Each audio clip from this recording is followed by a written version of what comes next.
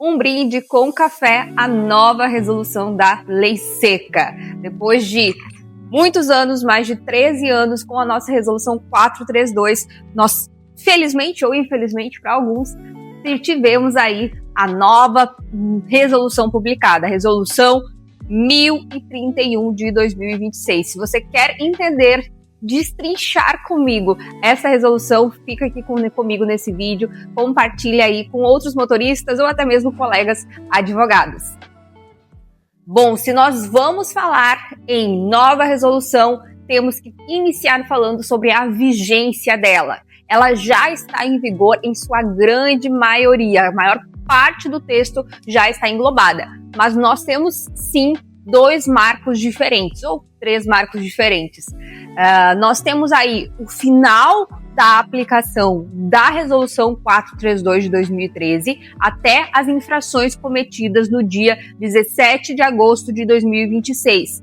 Nós temos, a partir então do dia 18 de agosto de 2026, a aplicação de boa parte da resolução. O nosso outro marco temporal será dia 17 de 10 de outubro de 2026. Na prática, para ser bem honesta, a diferença, certo, é que as fichas individuais do Manual de Fiscalização de Trânsito, que agora possuímos, existem algumas diferenças claras nas fichas, além de uma nova tipificação do novo enquadramento legal, um código específico para recusa a testes que detectam substância psicoativa. Antes era capitulado no mesmo artigo 165A, no mesmo código da infração. Agora a gente tem uma diferença, uma separação dos códigos infracionais. Então, a partir do dia 17 de outubro, tudo vai valer. Agora, de agosto a outubro, tudo que está na norma, tudo que está na resolução já entra em vigor, menos as alterações de fichas individuais. A partir de outubro, as fichas individuais novas também passam a valer. Então, o recurso do cliente, a sua defesa motorista, precisa estar baseada na resolução que estava em vigor à data da tua infração. Isso quer dizer, motorista, que se a sua infração ocorreu antes do dia 18, até dia 17 de agosto de 2026, você ainda vai ser defendido pela resolução 432, ok? Falando em comparativo de uma resolução com a outra, nós temos agora um novo artigo que fala especificamente sobre a comprovação sobre o meio de prova de vídeo, testemunha, áudio. Peraí, quer dizer que agora só com um vídeo eu vou poder ser multado? Não. O artigo deixa de forma clara a palavra suplementar, ou seja, pode sim ser utilizado uma prova suplementar, uma testemunha, um vídeo, mas você não pode ser autuado com base unicamente neste vídeo, certo? Lembrando que as multas continuam sendo com abordagem, então não existe autuação por embriaguez ao teste, embriaguez ou uso de substância psicoativa sem que o agente de trânsito tenha lhe visto, lhe parado e lhe abordado. Quanto ao exame de sangue, antes nós tínhamos ali previsto como um dos exames para a constatação de álcool o exame de sangue. Hoje saiu a palavra exame de sangue, então tecnicamente a gente não falaria mais desse tipo de teste aqui para a nossa constatação de embriaguez, salvo crimes de trânsito. Além disso, surge um ponto importante. A lei ela deixa claro que o agente ele deve, certo, priorizar a realização dos testes, seja o teste do etilômetro, seja o famoso drogômetro, intitulado pela imprensa, que nós ainda vamos falar. Então, quer dizer que acabou essa história de só olhar, dizer que tem vários sinais e autuar. É prioritário, é preferencial que seja solicitada e realizada a tentativa de teste, seja por uma situação, seja por outra. Pré-teste nas abordagens. Esse é um ponto bem interessante. Eu vejo até alguns colegas confundindo com drogômetro. Não, o pré-teste ele já existia. Então ele não é uma novidade, ele é uma novidade normativa. Por quê? Quando um cliente nos procurava e dizia, eu fiz o pré-teste, a gente já dizia de imediato, esse teste não tem validade como meio de prova, ele não tem previsão legal, pois agora o pré-teste tem previsão legal. Porém, ele segue sem ter caráter comprobatório de embriaguez. E isso é ótimo, porque era algo que nós já deixávamos claro. Então, esse limite do que pode ou não ser considerado a partir dele ficou definido na lei. E o que ele pode fazer? Nada. Você fez o pré-teste, você precisa ser convidado a fazer o teste oficial. O ponto positivo aqui é que se você fez e deu verde, você tem que ser liberado. Isso já acontecia, mas tinham alguns agentes que mesmo diante do teste verde, liberado, convidavam a pessoa a fazer o outro teste. Isso estava errado, mas não existia nada na lei que dissesse que era proibido. Então, hoje está descrito na lei. Ele serve meramente como uma triagem para dizer quem deve ou não ser convidado ao teste oficial.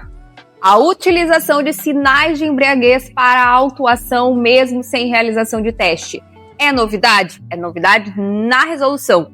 Porém, nós já tínhamos a embriaguez presumida como algo consolidado.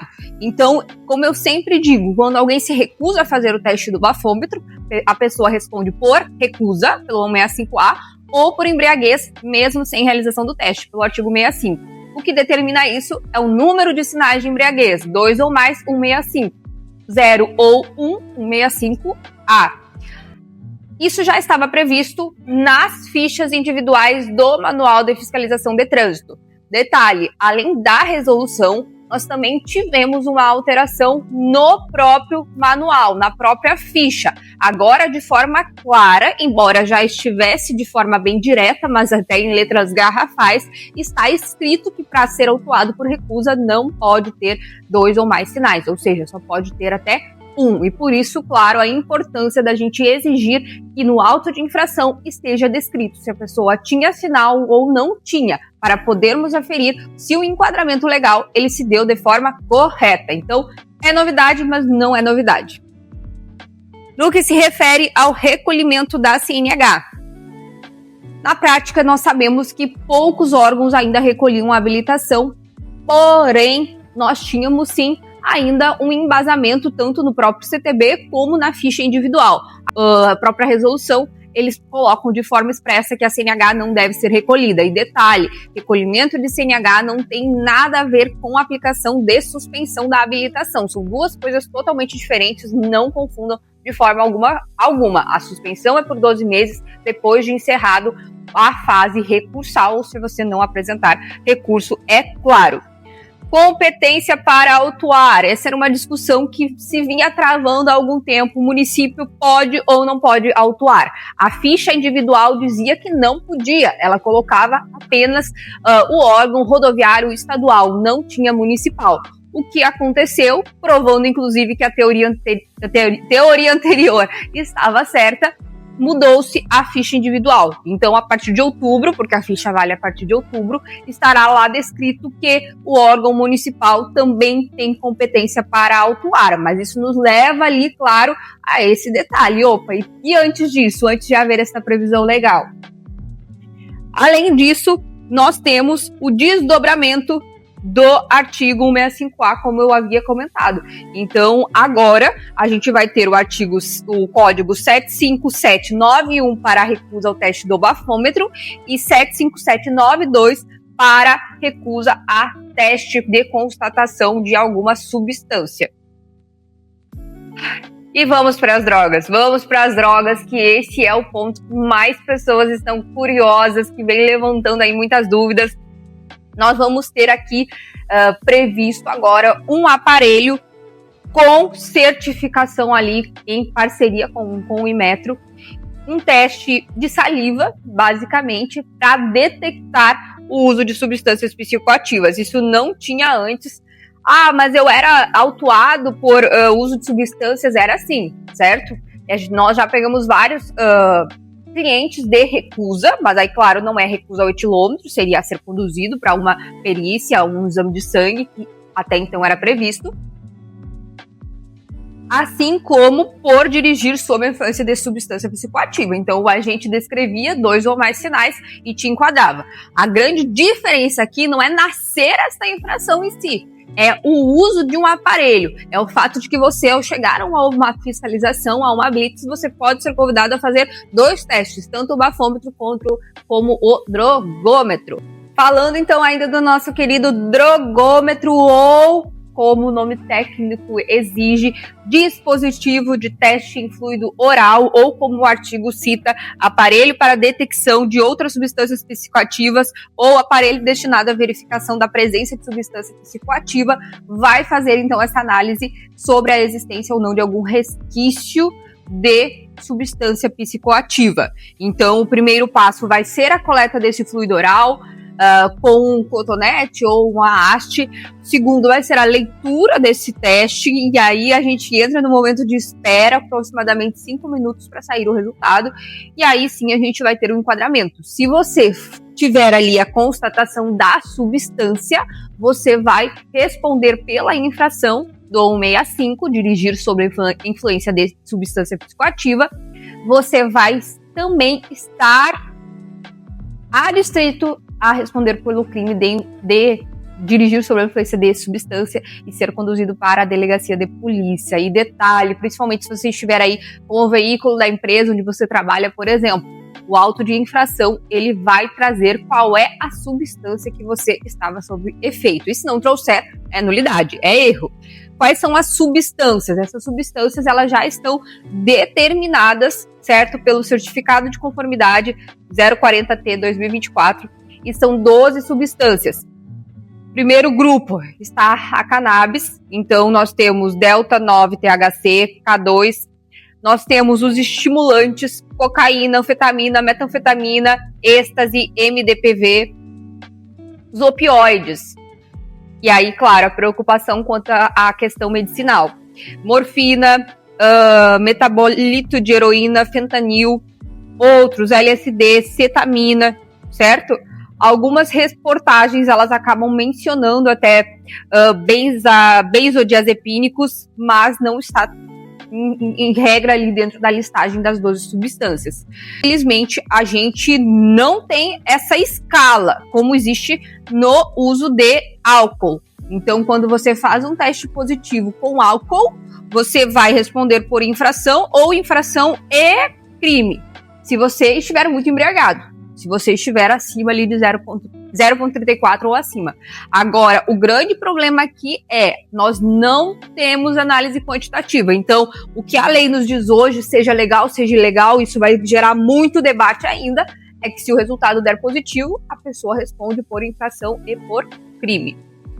E qual é o valor? O mesmo valor do uso de álcool, R$3.000, suspensão da CNH por 1 ano, sem contar o crime. Certo? Além disso, antes existia a previsão de que deveria constar o limite regulamentado dentro do auto da infração, não é mais necessário. Um detalhe importante também, você não pode ser autuado pelo 65 e pelo 165A. Um ponto antes que eu me esqueça, a possibilidade do reteste. Reteste é só para bafômetro, não existe reteste para o exame de substância. Isso quer dizer que se der positivo, infelizmente, meu amigo, o policial não vai, o agente ele não vai repetir o teu teste. É diferente da situação do etilômetro. Alguns estados faziam o reteste, que seria esse segundo teste depois de 15 minutos. A maioria não fazia, que isso aqui seria com reteste a contraprova. Agora, existe a previsão expressa de que se houver ali alguma dúvida quanto a um problema técnico ou a álcool residual, você tem direito ao reteste. E vocês devem estar estranhando o meu cachorrinho se movimentando, mas ele não quis sair para a gravação. Então, o que é o álcool residual? É o resíduo que fica na sua boca.